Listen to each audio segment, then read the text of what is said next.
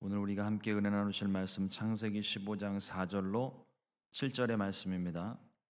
구약성경 창세기 15장 4절에서 7절의 말씀, 우리 다 같이 한 목소리로 합독하시겠습니다. 야훼의 말씀이 그에게 임하여 이르시되 그 사람이 내 상속자가 아니라 내 몸에서 날 자가 내 상속자가 되리라 하시고, 그를 이끌고 밖으로 나가 이르시되 하늘을 우러러 뭇별을 셀 수 있나 보라. 또 그에게 이르시되 내 자손이 이와 같으리라.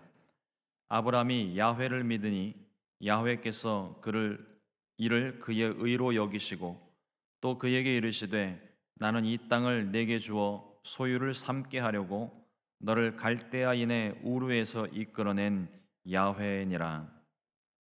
아멘. 함께 봉독한 말씀 가지고 하나님의 약속이라는 제목으로 함께 말씀의 은혜를 나누겠습니다. 오늘 말씀에 보니까요,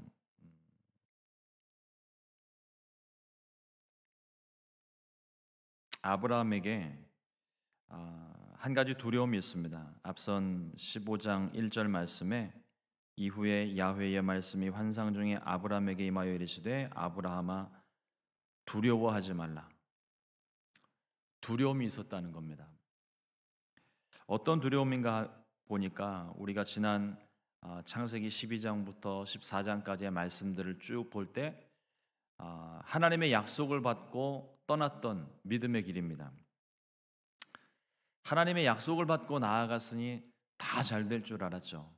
하나님이 길을 열어주시고 하나님이 모든 환경들 다 보호해 주셔서 잘 될 줄만 알았습니다. 하지만 믿음으로 떠난 여정이 그렇게 호락호락하지 않았습니다.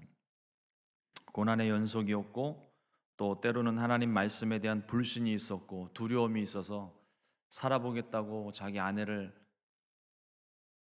누이라 속이고 팔기도 했었고, 또 조카 롯과의 어떤 문제, 또 주변 이방인들의 공격 속에 참 어렵고 힘든 시간들이 계속 이어지고 있었습니다.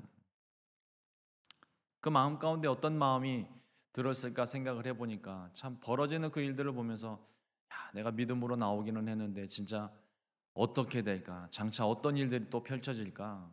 그 마음 가운데 두려움이 있었던 것 같습니다. 인간적인 고민이겠죠. 그러나 그 인간적인 고민 속에 하나님의 말씀이 있습니다. 두려워하지 말라.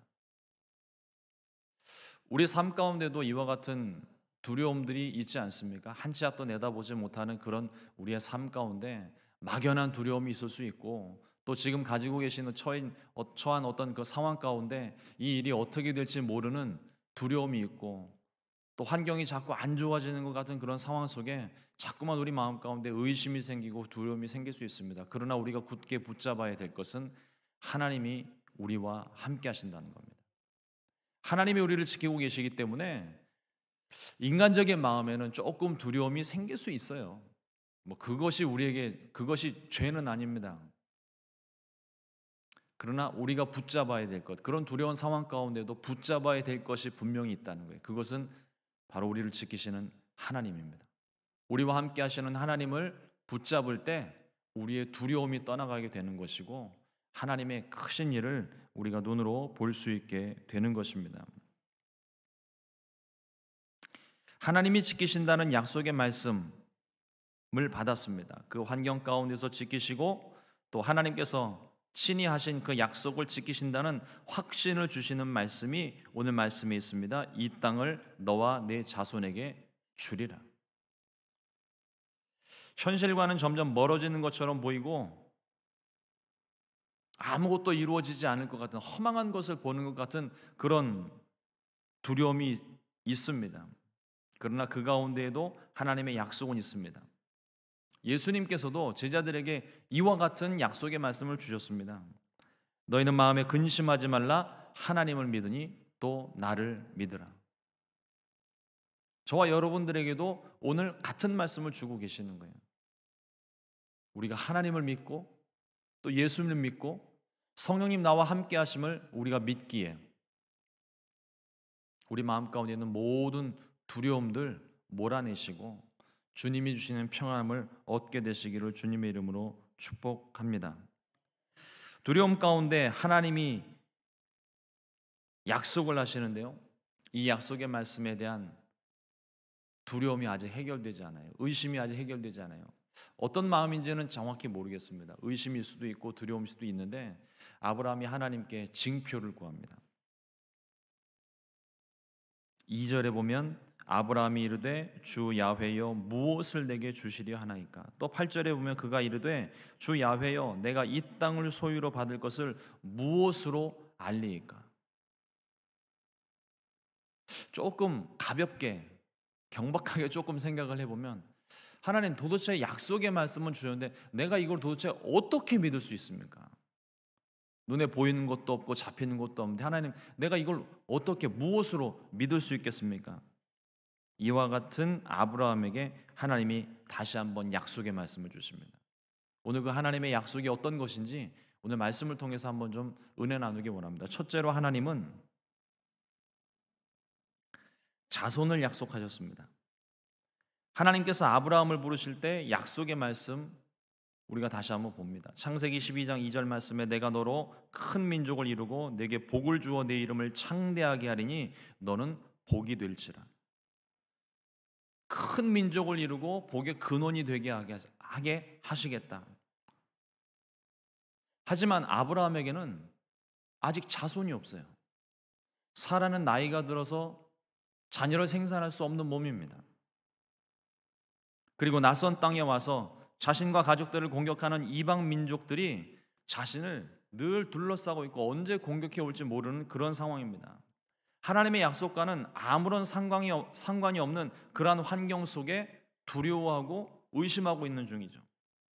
그러나 하나님은 아브라함에게 약속의 말씀을 주십니다. 15장 4절 말씀에 야훼의 말씀이 그에게 임하여 이르시되 그 사람이 내 상속자가 아니라 내 몸에서 날 자가 내 상속자가 되리라. 현재 아브라함에게는요 자녀가 없어요. 그러니까 자녀가 없는데 그 종들 중에 다메섹 사람 엘리에셀이라는 사람이 있는데 이 사람이 아브라함의 모든 재산을 관리를 합니다. 뭐 학자들의 견해에 따라서는 이 사람이 단순한 재산을 관리하는 종이기도 하고 또 뭐 유대 어떤 상속의 어떤 법들을 살펴봤을 때 미루어 추정할 때 엘리에셀이 아마도 아브라함의 어떤 친족 중에 한 사람이 아니었을까라고 생각을 하고 있습니다. 뭐 정확하게 얘기하고 있지 않기 때문에 우리가 누군지는 알 수 없지만 어쨌든 간에 아브라함이 봤을 때 엘리에셀이 아브라함이 죽고 난 다음에 엘리에셀이 아브라함의 모든 재산을 상속받을 수 있는 자격과 권한이 있었던 것 같아요. 엘리에셀밖에 없다고 이야기를 합니다. 그러나 하나님은 아브라함의 생각과는 다른 거예요. 엘리에셀이 아니라 아브라함의 몸에서 날 자, 그 씨로 말미암아 생겨난 자손, 그 자손이 상속자가 될 것이라고 분명하게 말씀을 하고 있습니다. 하나님은 그 약속이 어떤 약속인지 알게 하시려고 아브라함을 바깥으로 이끌어내어서 하늘의 별들을 보게 하십니다. 어젯밤에도 금요예배 마치고 들어가면서 또 잠깐 눈 붙이고 새벽에 나오면서 하늘을 보니까요 별들이 이렇게 보이더라고요. 오늘 말씀 때문에 그랬는지 별들이 유난히 더 잘 보였습니다.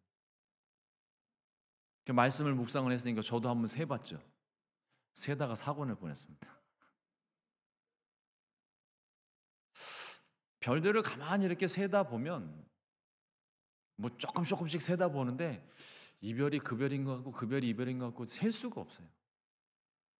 근데 그 별들, 무수히 많은 그 별들을 보고 있는데 하나님이 이 별들처럼 네 자손이 이 별과 같이 될 것이다. 셀 수 없을 만큼 많은 자손이 생겨날 것이다. 아브라함은요 굉장히 현실적인 사람입니다. 자신이 살기 위해서 무슨 짓이라도 할 수 있는 사람이에요. 그 현실이 어떤 상황이냐에 따라서 얼마든지 바뀔 수 있는 사람. 근데 아브라함만 그런 게 아닌 것 같아요. 저와 여러분들이 그래요 다. 내가 손해를 볼 것 같으면 내가 죽을 것 같으면 무슨 짓이든 할 수 있는 존재가 우리 인간들입니다. 아브라함이 근데 그 중에서도 유난히 아브라함은 굉장히 현실적인 사람인데 하나님은 약속을 지키시는 하나님이십니다. 사람은 변할 수 있어요. 사람은 약속을 깰 수 있습니다. 그러나 하나님은 하나님의 이름이 있기 때문에 하나님의 이름이 걸려있기 때문에 그 약속을 깨실 수 없는 분입니다. 하나님의 열심이 하나님의 뜻을 반드시 이루어 주십니다. 하나님의 뜻은 내 몸에서 날자 내 씨로 자손을 번성하게 하리라 약속의 말씀을 주셨습니다. 이 약속은 깨지지 않는 약속이에요. 하나님이 말씀하셨다면 반드시 이루어지는 것입니다. 우리가 육신의 눈으로 바라봤을 때 환경을 바라볼 때 그 환경이 불가능한 것처럼 보일지라도 하나님은 그 모든 환경조차도 창조하셨고 그 환경을 뛰어넘어 환경을 다스리시는 분이시기 때문에 우리가 이루어지지 않을 거라 확신하는 환경 가운데서도 하나님은 기적을 행하시는 하나님이신 줄 믿습니다. 아무리 생각을 해봐도 1000번을 생각해봐도 안 될 것 같지만 하나님께서 말씀하셨다면 그 말씀은 반드시 이루어집니다. 그 이루어지는 것을 우리가 어떻게 알 수 있을까요? 아마 크고 작게 저와 여러분들이 경험하고 있는 것들일 것입니다. 어떤 문제 상황에 대해서 그 문제를 놓고 하나님 앞에 간절히 기도를 하면 철회를 하고 금식 기도를 하고 새벽에 나와서 잔을 쌓으면 기도를 하고 있는 동안에는요 그렇게 마음이 편해요. 제 아내한테는 좀 미안하지만 어제 이삿짐을 다 마무리를 하고 이삿짐을 다 옮겨놓고 박스는 안 풀었습니다. 이삿짐을 다 옮겨놓고 몸이 막 쓰러질 것 같은데 집에 있으면 계속 일을 해야 될 것 같더라고요. 그래서 금요 예배를 나왔습니다. 근데 금요 예배 나와서 쌓여져 있는 박스들을 보니까 마음이 되게 심란하더라고요. 저걸 언제 다 푸나. 언젠간 풀리겠죠. 언제 다 푸나 그러는데 눈을 감고 기도를 하면 그렇게 편하더라고요. 여러분들도 그렇지 않습니까? 문제 상황이 됐을 때 하나님 앞에 나와서 기도하고 있으면 마음이 두렵기는 한데 이 문제가 어떻게 될지 막 걱정이 되긴 한데 기도에 빠져들면 빠져들수록 그 문제와는 상관없이 마음의 평안함이 임해요. 눈을 감고 기도를 하면 현실과 상관없는 하나님께서 보여주시는 것들이 보입니다. 이루어진 것들이 눈에 보입니다. 그러니까 마음이 편안해지죠. 그리고 눈을 뜨고 다시 집에 갔는데 박스가 이만큼 쌓여져 있는 거예요. 현실은 또 그렇지 않은 거죠. 근데 참 놀라운 것은 눈을 감고 기도할 때 있었던 평안함이 눈을 떴을 때는 사라지는 것 같아요. 그런데 그 다음번에 기도하고 눈을 뜨면 그 전에 기도했던 것보다 그 다음에 눈을 뜨고 바라봤을 때 조금 더 가까워지고 조금 더 가까워지고 그 다음날 조금 더 가까워지고 점차로 눈을 감았을 때의 평안함과 눈을 떴을 때의 불안함 사이의 간격이 기도하면 할수록 좁혀진다는 거예요. 평안함이 사라지는 쪽으로 좁혀지면 안 됩니다. 하나님이 주시는 평안함 쪽으로 이게 자꾸 좁혀진다는 거예요. 그리고 나중에는 무슨 일이 벌어지느냐, 눈을 떴는데 문제 해결 하나도 안 됐는데 마음에 평안함이 있다는 거예요. 하나님께서 우리를 그렇게 인도해 주시는 것입니다. 아브라함이 하나님의 약속을 믿었습니다. 창세기 15장 6절 말씀에 아브라함이 야훼를 믿으니 야훼께서 이를 그의 의로 여기시고, 굉장히 현실적인 아브라함이었지만 하나님께서 이루심을 믿었다고 그랬어요. 하나님을 믿고 본토 친척 아비집을 떠났습니다. 믿음이 있었기 때문에 떠날 수도 있었던 거예요. 그 하나님은 믿음을 새롭게 하시고 믿음의 힘을 보태시는 하나님이십니다.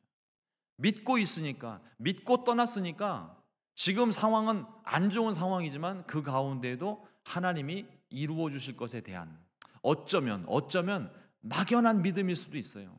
의심이 아직 가득할 수 있어요. 그러나 그 믿음을 가지고 있을 때 믿음에 하나님이 역사하시는 겁니다.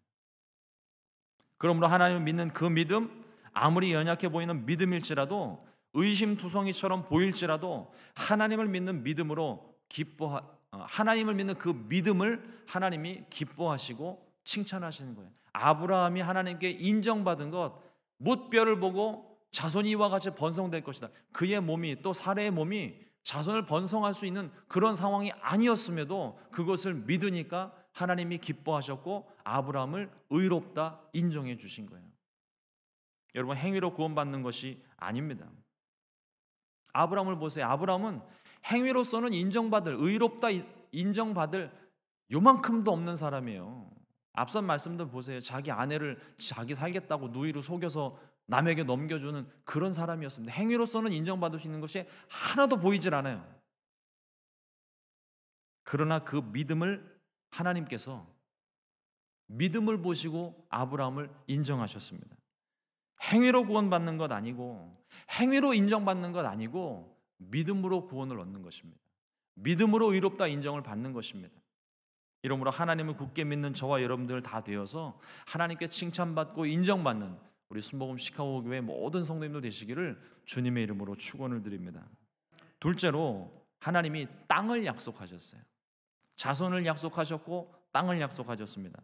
창세기 15장 7절 말씀에 또 그에게 이르시되 나는 이 땅을 내게 주어 소유를 삼게 하려고 너를 갈대아인의 우르에서 이끌어낸 야훼니라.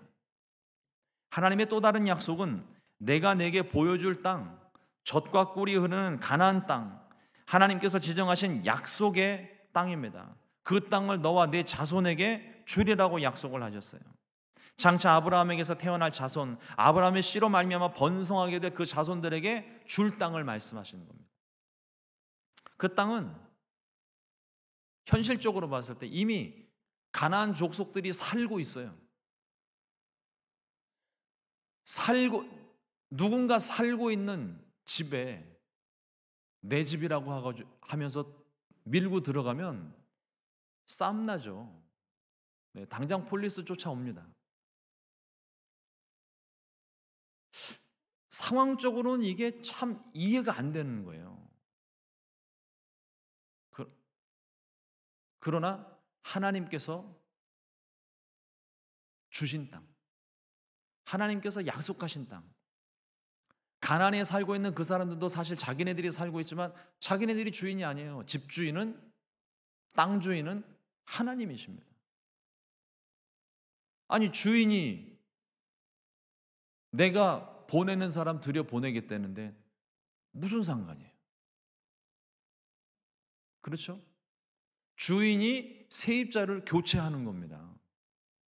지금까지 너희 잘 살았으니까 너희는 이제 가.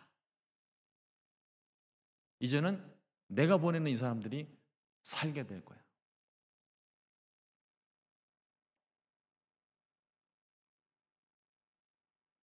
하늘의 별과 같은 자손을 주리라 하신 말씀을 믿었다면 그 땅을 주시겠다 하신 약속의 말씀도 믿을 수밖에 없는 거죠. 아직 없는 자손 주시겠다 약속하시고 그 말씀을 믿고 의롭다 인정을 받았습니다.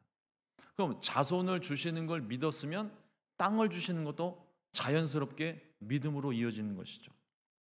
아브라함은 여전히 현실적입니다. 보여지는 환경으로는, 자신을 둘러싼 환경으로는 이루어질 수 없습니다. 그래서 아브라함이 하나님께 징표를 구하는 거예요. 하나님 말씀 잘 알겠습니다. 그런데 어떻게 믿을 수 있습니까? 어떻게 이루어질 수 있습니까? 내가 무엇을 보고 믿을 수 있습니까? 증거를 보여주십시오. 현실적인 아브라함에게는 증거가 필요했던 거예요. 의심이 있을 수밖에 없습니다. 가진 것도 없고 보이는 것 없습니다. 증거를 구하는 것이 무조건적으로 하나님에 대한 불신을 얘기하는 건 아니에요. 하나님, 내가 믿음이 없습니다. 분명히 말씀을 주셨는데 아직 믿기는 믿는데 아직 이 믿음이 온전하지 않고 너무 희미합니다. 하나님, 믿음 없음을 도와주십시오.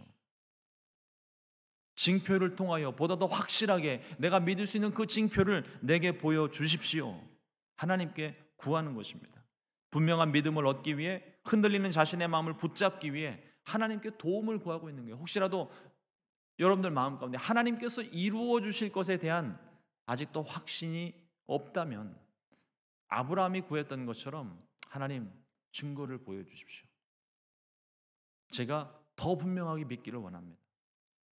그 증거는요, 하나님의 약속의 말씀이에요. 어떤 기적으로 나타나는 것도 나타나는 것이고 환상으로 보여지는 것도 보여지는 것이겠지만 가장 중요한 것은 약속의 말씀입니다. 그래서 저와 여러분들이 어떤 문제를 놓고 기도할 때 하나님의 말씀을 구하는 것, 약속의 말씀을 구하는 것이 굉장히 중요합니다. 약속의 말씀을 붙잡고 기도를 하면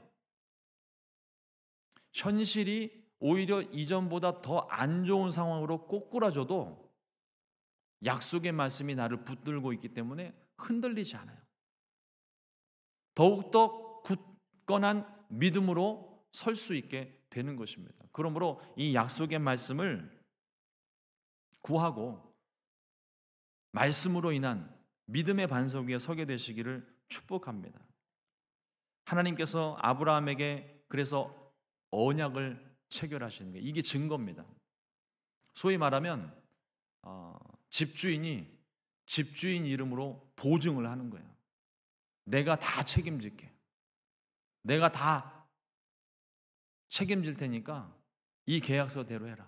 그러니까 우리 어디 은행에 가서 대출을 받을 때도 코사인 등록을 하잖아요. 내가 자격이 안 되니까 다른 누군가가 보증을 서게 되는 거예요. 그런데 그 관련 기관에서 이 코사이너를 보는 기준이 무엇입니까? 은행이라면 재정이겠고 일반 관공서라면 어떤 기관이라면 그 사람의 신용도나 명예나 이런 것들을 다 살펴볼 거 아니에요. 물질적으로도 신분적으로도 능력적으로도 아무 문제가 없는 분이 우리 하나님이십니다. 그 하나님이 보증을 서시는 거예요. 내가 이렇게 약속해 줄게. 이러면 믿을 수 있겠니? 이 약속의 언약에 대한 내용은 우리가 다음 주 월요일 날 다시 살펴보도록 하겠습니다. 이 언약 체결을 통해서 결정적으로 하나님이 세 번째 것을 주십니다. 세 번째로 약속하신 것은 야훼 하나님을 약속하셨습니다. 창세기 15장 7절 말씀을 다시 한번 제가 봅니다. 또 그에게 이르시되 나는 이 땅을 내게 주어 소유로 삼게 하려고 너를 갈대아 우르에서 이끌어낸 야훼니라. 야훼 하나님을 주신 거예요. 자신을 주신 거예요. 이 약속을 누가 하셨습니까? 누가 땅을 약속하셨습니까? 만군의 야훼 하나님이십니다. 예레미야 13장 2절로 3절 말씀에 기록합니다. 이를 행하시는 야훼, 그것을 만들며 성취하시는 야훼, 그의 이름을 야훼라 하는 이가 이와 같이 이르시도다. 너는 내게 부르짖으라. 내가 내게 응답하겠고 내가 알지 못하는 크고 은밀한 일을 내게 보이리라. 그 하나님이 약속하셨다는 거예요. 이를 지어 성취하시는 하나님.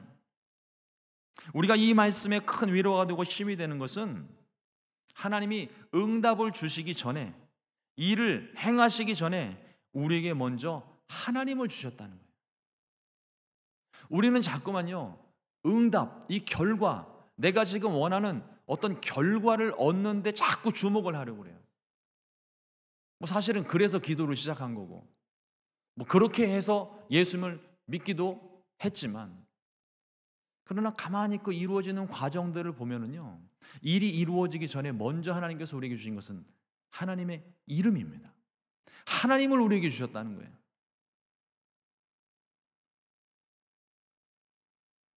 앞선 말씀에도 보면 나는 내 상급이라 약속하신 게 있어요. 그렇습니다. 하나님이 우리의 상급이고 하나님이 우리의 응답인 거예요. 문제 해결이 응답이 아니라 하나님이 응답입니다. 문제가 해결되지 않아도, 환경이 가로막혀서 내가 지금 당장 죽을 것만 같아도 하나님이 계시면 두렵지 않습니다. 순교자들이 왜 자신의 목숨을 버려 그렇게 죽음을 맞이할 수, 당당하게 죽음을 맞이했습니까? 하나님을 얻었기 때문이에요. 내가 죽어도 죽는 것이 아니고 주와 함께 영원히 살 수 있기에, 그리고 그 하나님을 감히 거역할 수 없고 배신할 수 없기에, 또 내게 맡기신, 내가 거부할 수 없는 그 하나님이 내게 맡기신 소명이 있기에 그것을 거부할 수 없어서 그들이 목숨을 걸고 순교하고 복음을 전했던 거 아닙니까? 하나님이 우리와 함께 계시면 두렵지가 않습니다. 하나님 한 분만으로, 하나님이 나와 함께 계신 사실만으로도 마음 가운데 평안이 임하고 기쁨이 넘쳐요. 전에 한번 말씀을 드렸지만 기도원에 가서 문제 있어서 기도원에 가서 기도할 때 하나님이 말씀을 주시고 내가 이루어 주리라 그 말씀을 내가 받게 되면 기도가 끝나고 현실 가운데 돌아왔는데도 문제 해결되지 않아도 아무것도 변한 거 없는데 그 약속의 말씀 하나만 가지고도 내 마음이 평안하다고요. 마찬가지입니다. 하나님이 우리와 함께 계신 사실만으로도 우리는 이게 위로가 되는 것이고 그 자체가 이미 응답인 거예요. 그 응답이 이미 먼저 임하고 난 다음에 그것이 현실 가운데 나타나는 게 내가 구했던 응답입니다. 문제가 해결되는 거예요. 병이 치료되는 거예요. 그러니까 우리가 가장 먼저 구해야 되는 것은 바로 하나님입니다. 하나님이 아브라함에게 주신 약속의 핵심은 자손도 아니고 땅도 아닙니다. 하나님이에요. 이름만 들어도 가나안 족속들이 벌벌 떨었던, 온 세상이 두려워했던 하나님을 우리에게 주신 거예요. 우리에게 주신 이름이 무엇입니까? 예수 그리스도. 자기 백성을 그들의 죄에서 구원하실 이름, 또한 임마누엘, 하나님이 우리와 함께 계신다, 세상 끝날까지 너희와 항상 함께 하신다고 약속하신 그 약속의 말씀. 그러니까 우리가 어떤 상황 가운데 있어도 우리가 끝까지 붙들어야 되는 건 하나님이어야 되는 거예요. 하나님께서 자신을 우리에게 주셨습니다. 예수님 우리 가운데 주셨죠.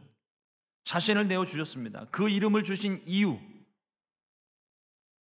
표면적으로는 가장 결과적인 부분으로 생각을 해볼 때는 우리를 구원하시기 위해 예수님을 보내주신 것입니다. 그런데 성경 전체의 흐름을 놓고 봤을 때는 그 예수님을 우리에게 주신 것, 하나님을 우리에게 주신 이유는 나는 너희의 하나님이 되고 너희는 내 백성이 되리라 하신 그 말씀을 이루시기 위해서 그랬다는 거예요.